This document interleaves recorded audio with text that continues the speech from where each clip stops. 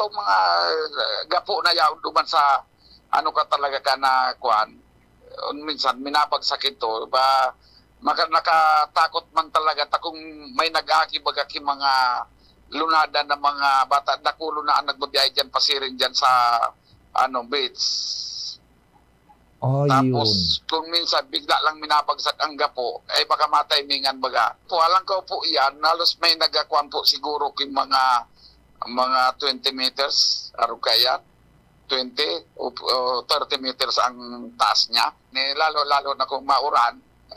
Oo. Ano nga na itig di serpeyo, kung minsan na makusog ang uran talaga, talagang pipa, kuhan ko yan, pipa bako, ubin bulldozer talaga talagang dahil na nakaagi kung minsan ang kuhan dyan, ang auto, pag nag-uran, lalo na may bagyo, dipisilon talaga.